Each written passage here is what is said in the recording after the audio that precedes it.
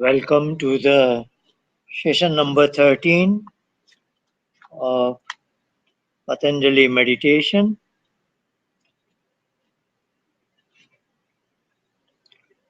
As has been our usual practice, we will devote first 10 to 12 minutes on meditation, following these 5 steps of Patanjali's Ashtanga Yoga. Let's take our body posture and feel elastic, dilute any kind of stiffness.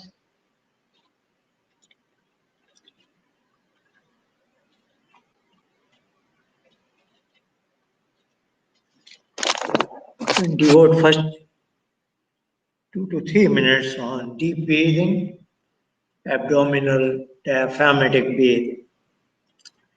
Let's begin with deep breathe out.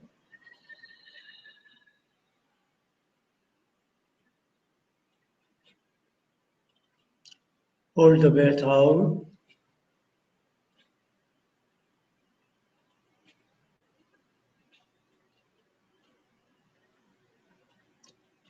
Deep breathe in.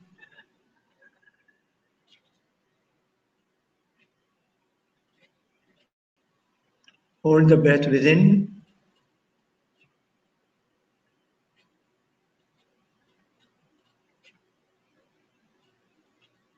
Breathe out.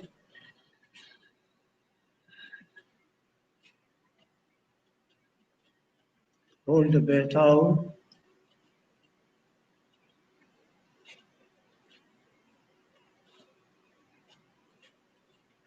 Breathe in.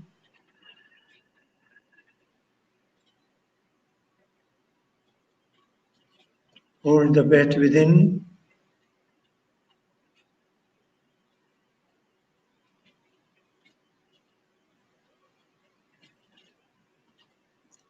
Breathe out.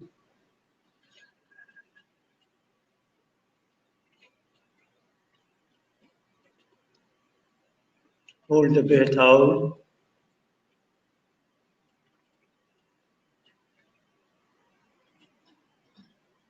Breathe in.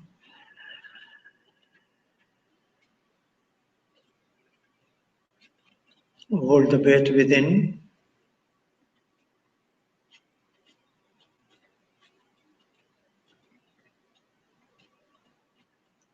One more last cycle. Breathe out.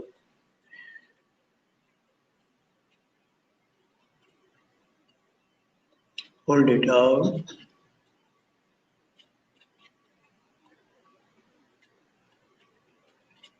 Breathe in.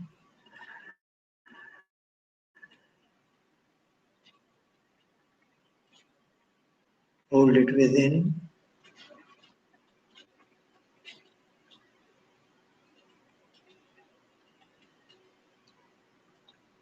Now we let our body do the breathing and disconnect from breathing.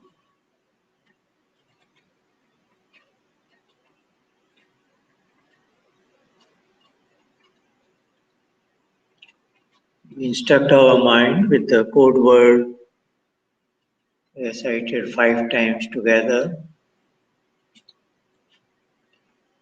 Om.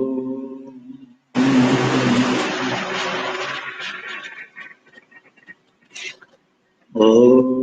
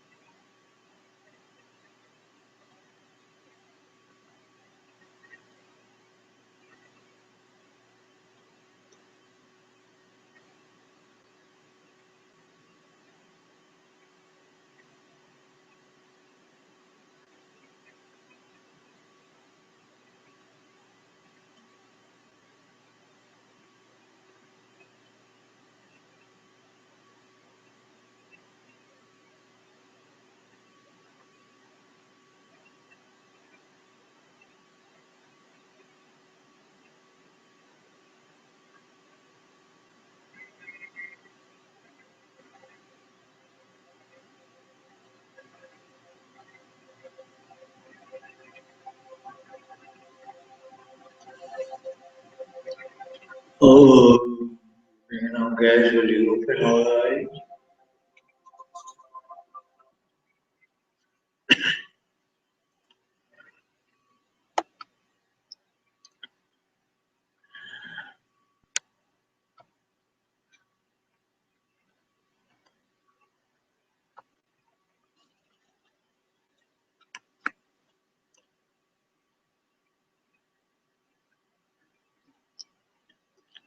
Last week we have discussed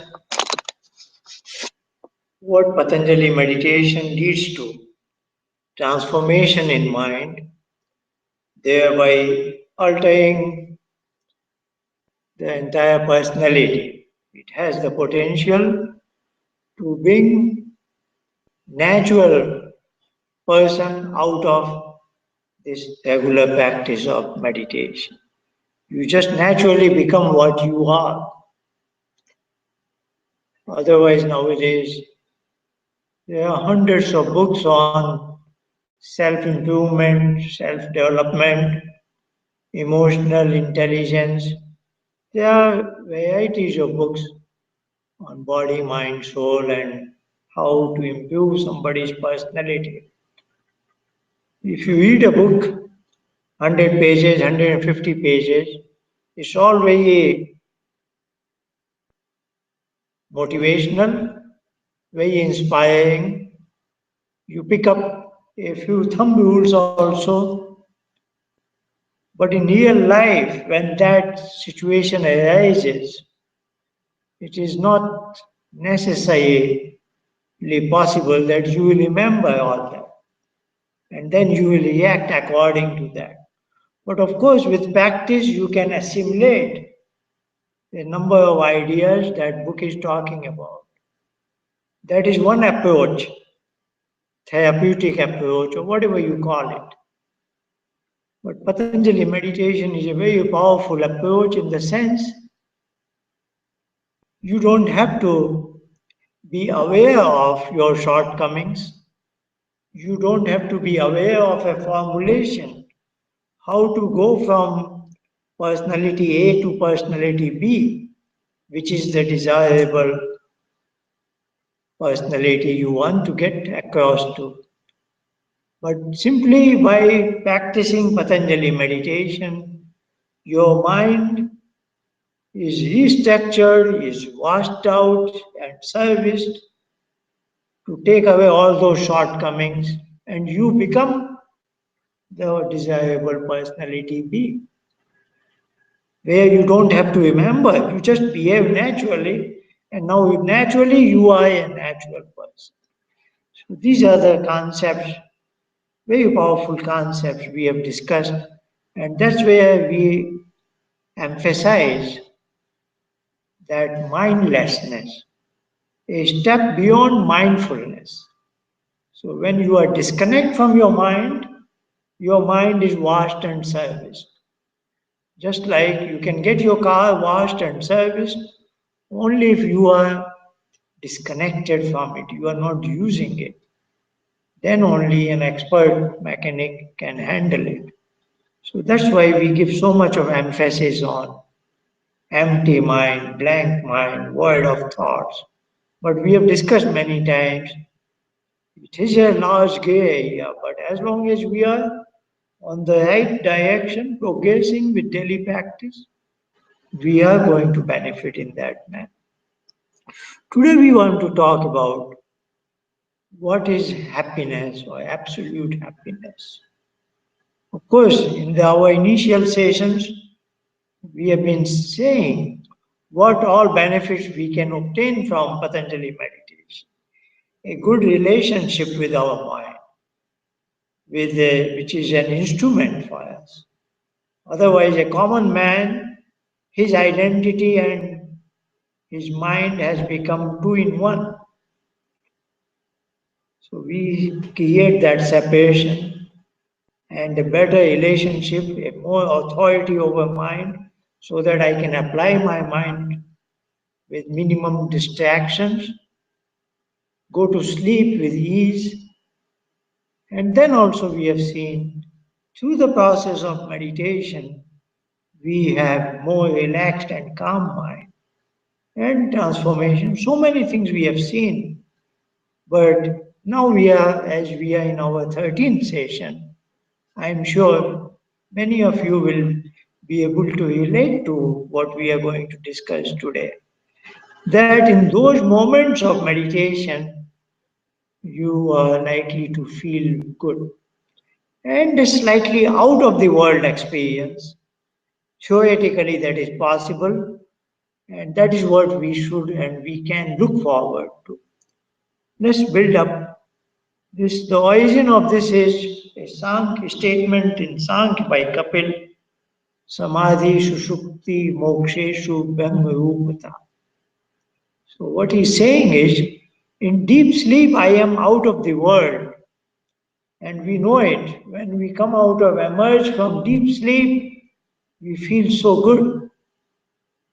Then that's what Patanjali meditation is, a replica of deep sleep, but in conscious mode. So in deep sleep, there is no recollection of dreams, as if I was, there was total blackout in my mind scan, and nothing is visible, nothing is happening.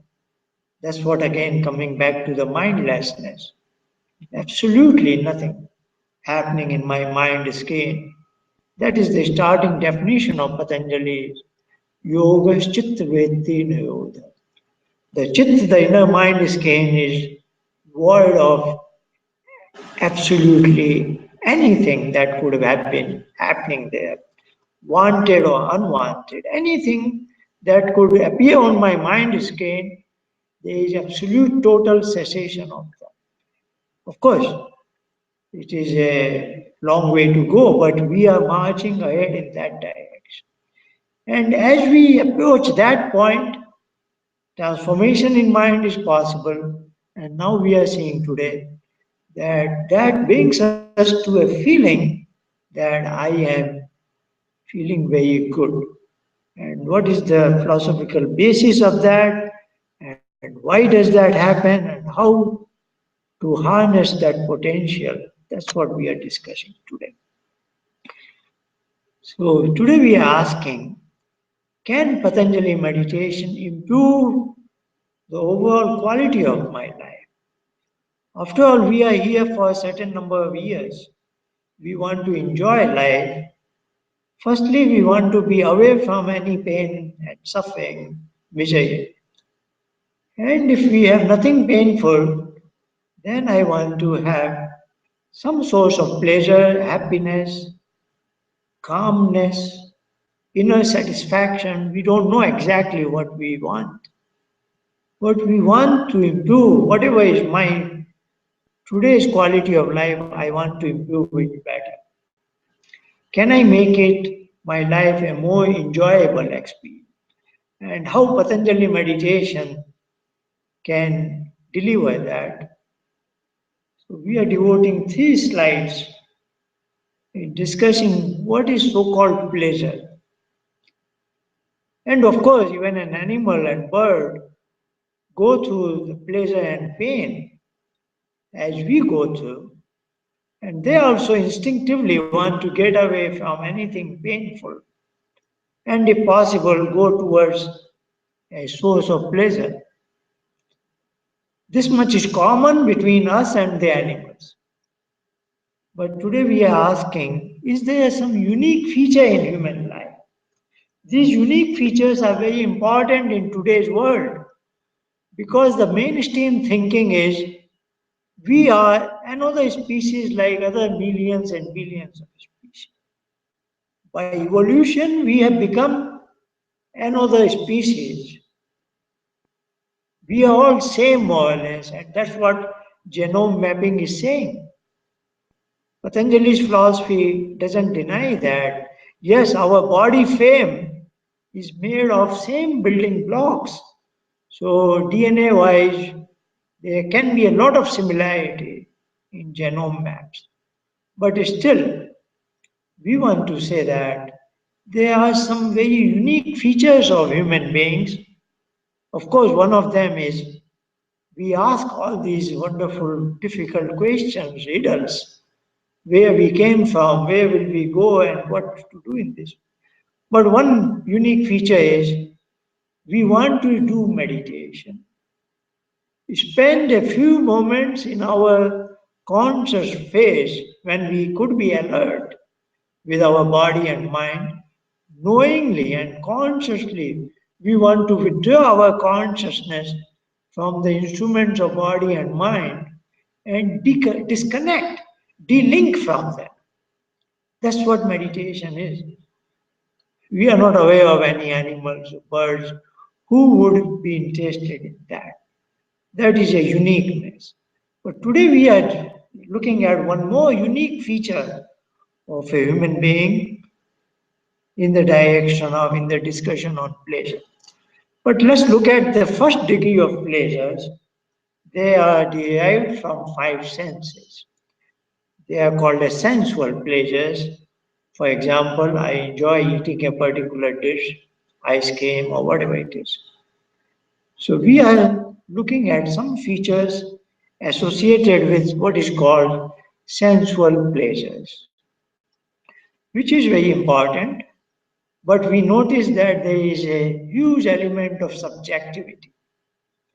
There is no sensual pleasures. You take a cup of coffee or ice cream or whatever it is. If you enjoy it, there is somebody else who says, I enjoy instead of coffee, I like a cup of tea or a coffee without sugar or a coffee of this type. So there is a huge wide spectrum of subjectivity. Probably it will not be a wrong statement to say that there is absolutely no singular sensual experience that the entire humanity, all the members of 7 billion human beings, will say, whenever I have it, I enjoy. Probably there is no such experience. But there is an unusual feature. That's what is the uniqueness. We seek to upgrade our state of happiness. Whatever is the word, pleasure, happiness, satisfaction, or whatever you call contentment, whatever it is, inner state, every human being wants to upgrade it.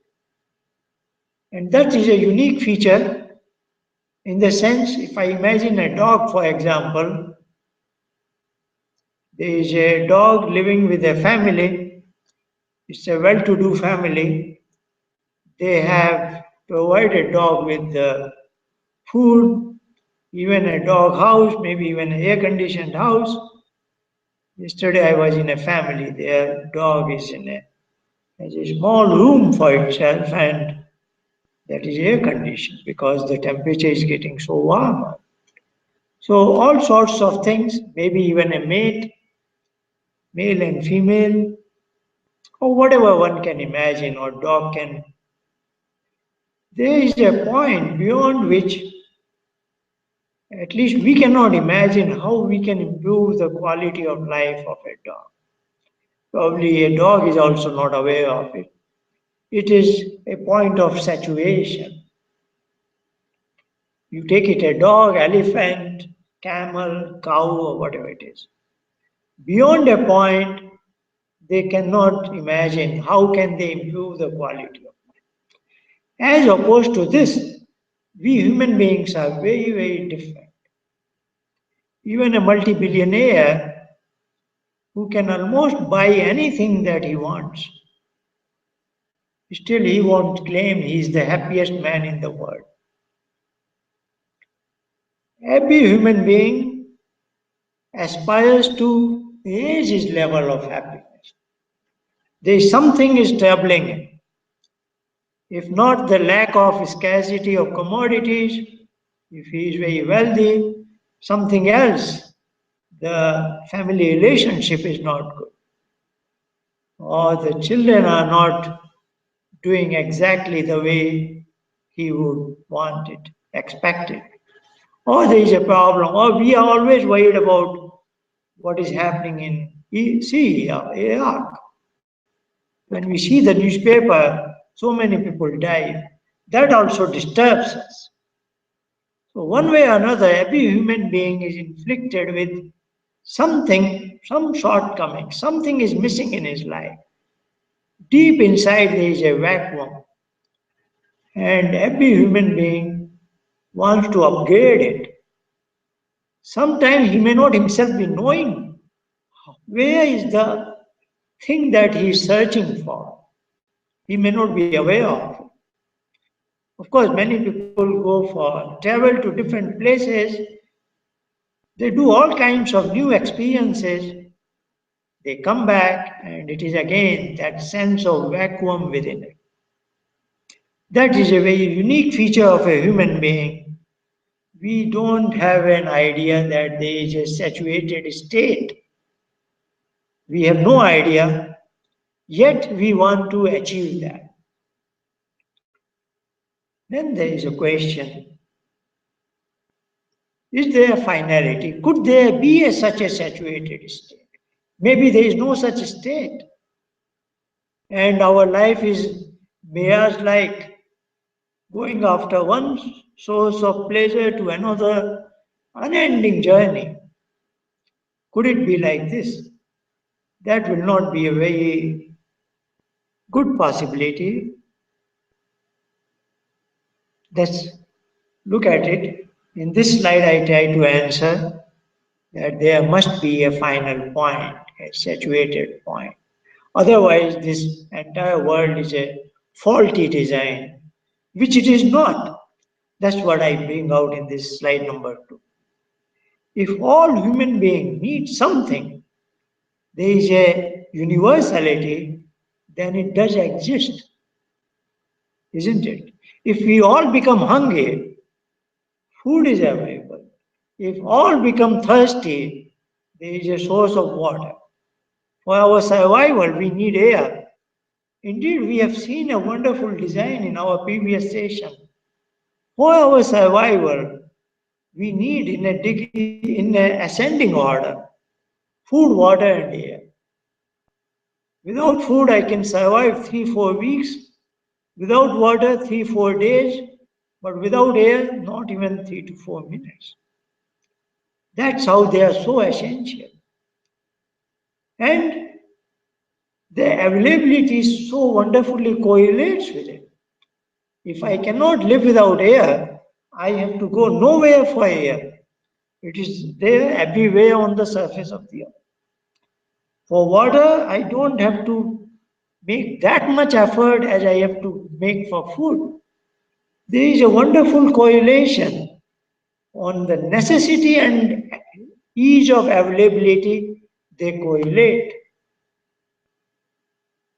If it is so, then how could it be that all human beings seek an absolute happiness, so to say, whatever you call it, where the journey could end, reach its destination? So we should conclude that yes, that point does exist. There is a source of that absolute happiness. Otherwise, the whole universe will be faulty design, which otherwise is not proven. It's not like that. Like other things we need.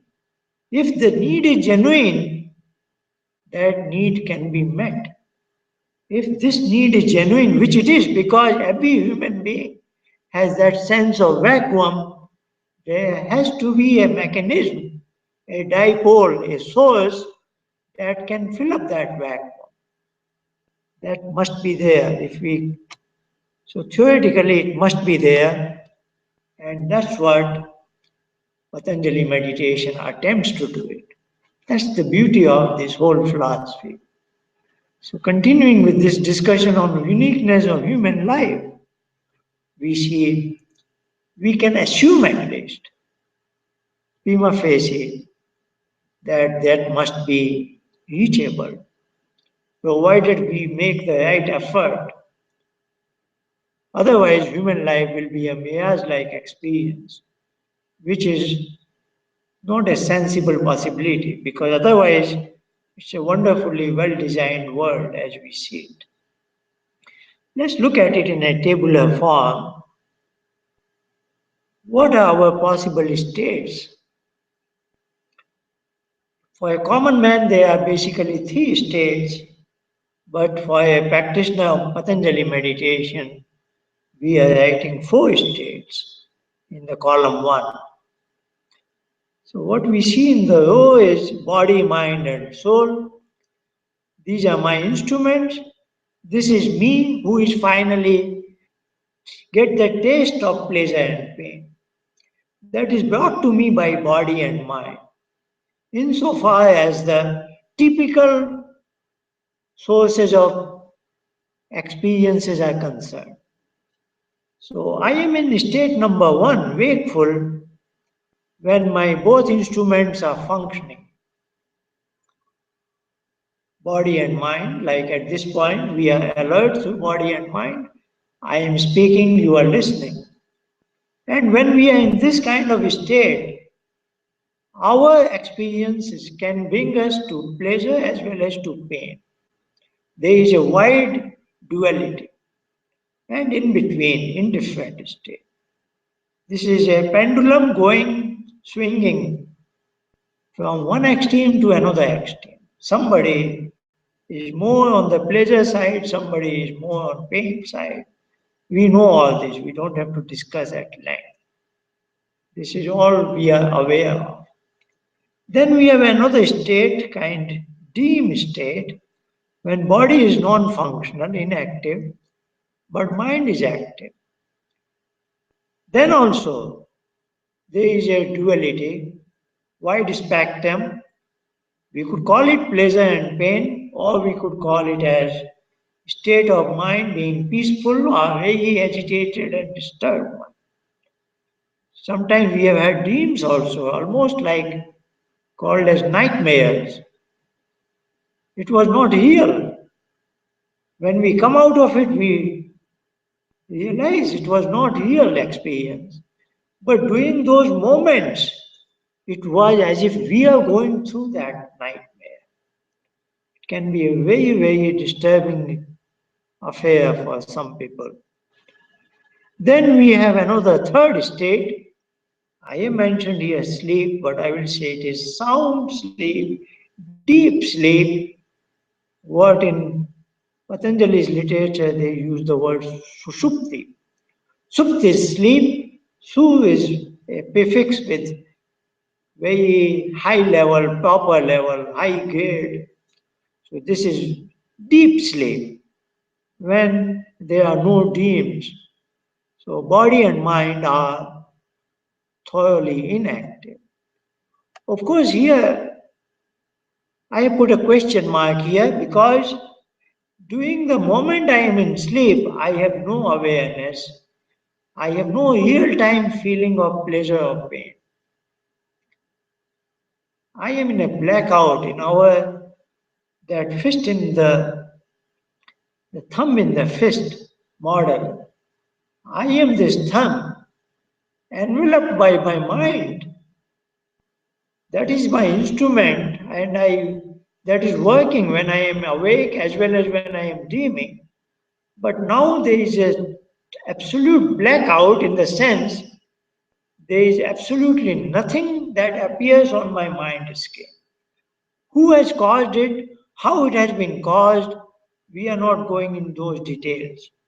But as far as I am concerned, when I am in deep sleep, it's like I am in a cinema hall. Nothing is happening. No cinema is being projected on the screen. And all the lights are off. It's absolute dark. It is that kind of state. But that is very unusual in the sense when I come out of that state, undisturbed, without any alarm clock or external force, for a moment I feel that was wonderful. And there is an element of objectivity, universality that all human beings will conquer on that.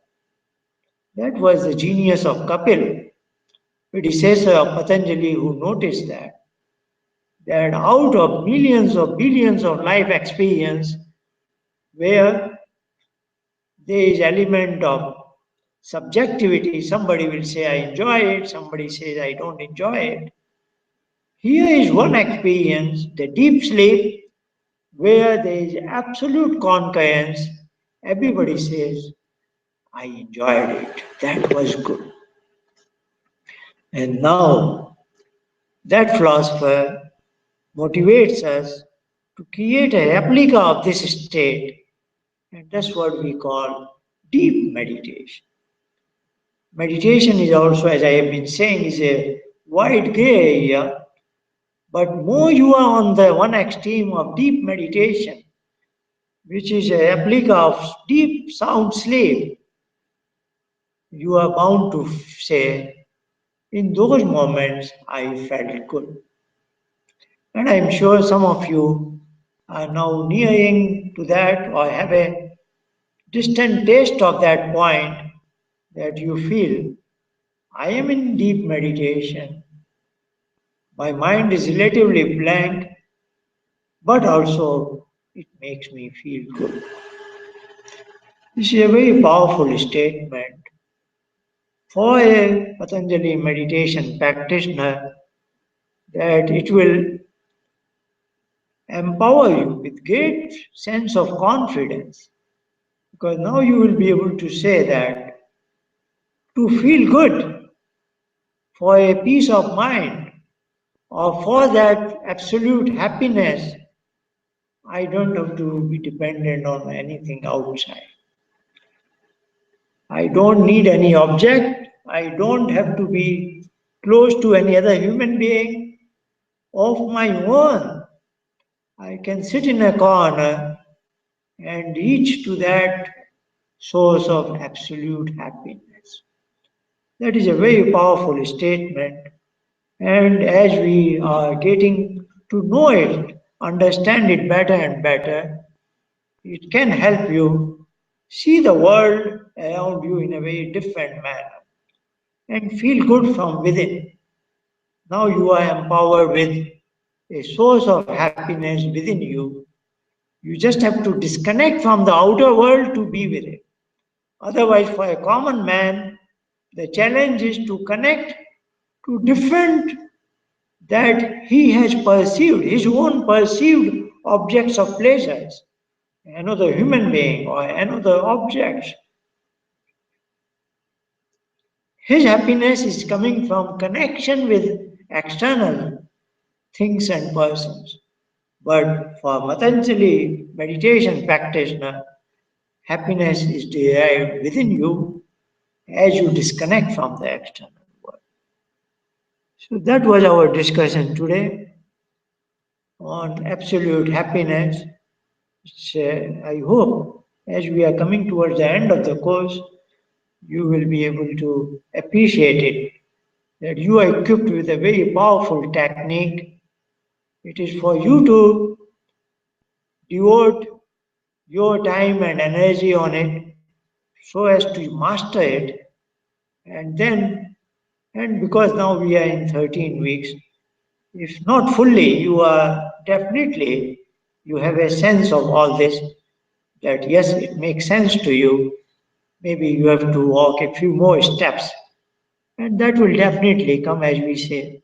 With practice, this practice will propel you forward in that direction. That is counterpart or replica of deep sleep. Let's devote, say about, we are at 41, so I think we have solid 16 minutes or so.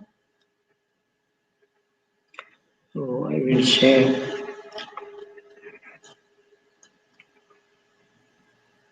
18, 48, 17 minutes.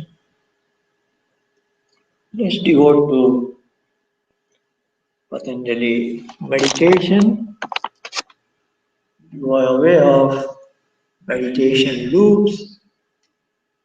If you're going your cave, meditation has been disturbed by your secretary knocking at the door, sending in a thought wave, and suppose you got entangled into it, in the whirlpool of thought, then make a deep breathe out imagining the whole whirlpool of that web of thought has been thrown away.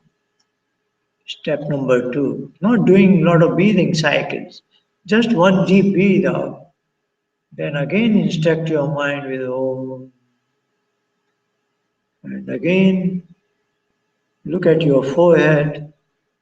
The screen is relatively blank. If there are some images, something moving or still, don't get disturbed, let it remain there. It will die out by itself. Just be an observer slightly, not getting involved in it. Just that example, if a ball is thrown on the ground, it pitches up, again comes back, bounces back again and again, but after a while it will just lie in a corner. So is true with our mind. If you are not entertaining it, it will get tired and just be quiet. This is our body posture. Let's devote a couple of minutes to deep breathing. Each breathing cycle with 4 phases. During the retention mode, you can, if you want, recite mentally the sound O. Let's begin it. Deep breathe out.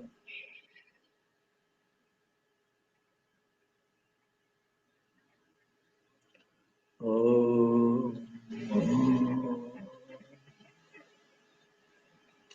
Breathe in.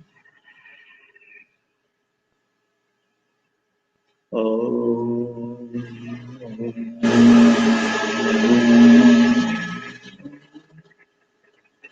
Breathe out.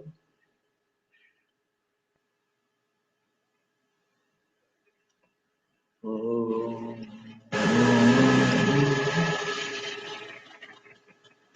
Breathe in.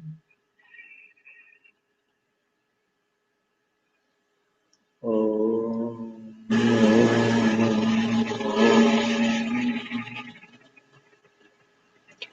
Breathe out.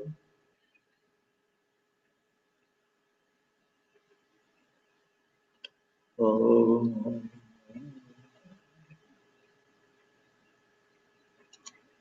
Breathe in. O.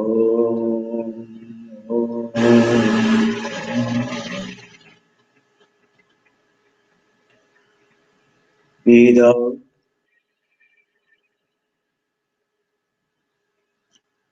O.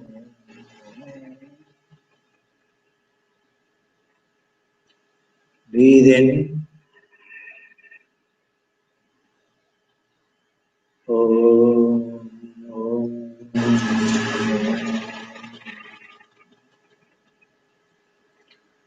Breathe out.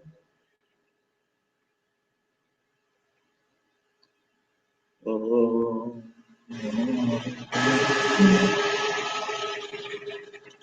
Breathe in.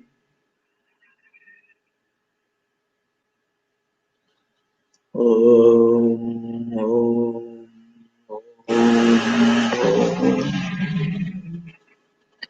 One more last cycle. Breathe out.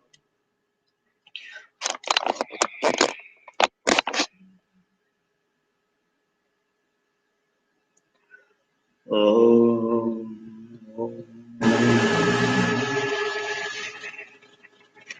Breathe in.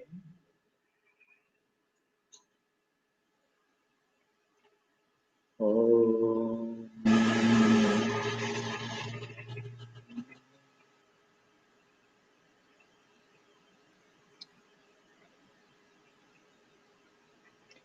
A slight pause to hand over the operation of breathing, which was being done by our mind now, until now, we hand it over back to the body's automated mechanism. We know very well our body does it automatically in a non-voluntary manner, the function of respiration. Because deep in my cave, I don't want to be aware of anything, not even the function of breathing.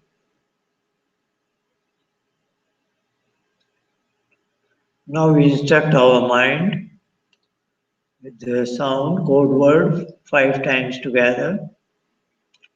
Then we focus our mind between the two eyebrows. Once it is settled there, we walk into the cave. Deep inside the sky, we see in our forehead. If the thought wave is coming, we take echoes to this sound again. Let's recite it 5 times. Oh,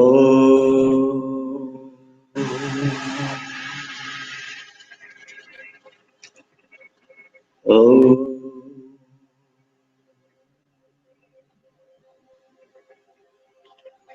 oh,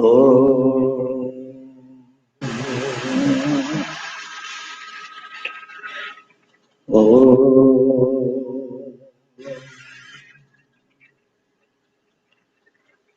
oh.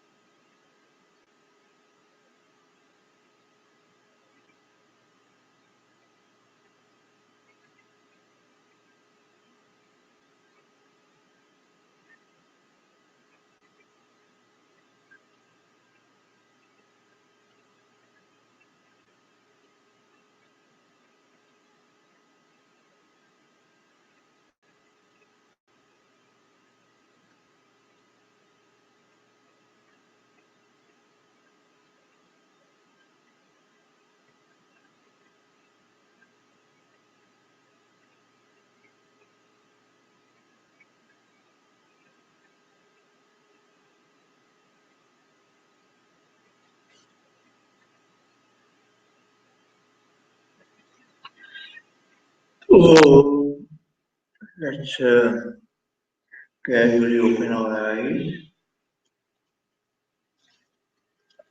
I had set my clock wrongly, so sorry about that. We have exceeded the time. The alarm didn't go off. That's all for today.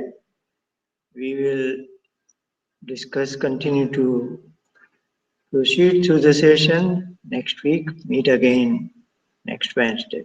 Thank you all.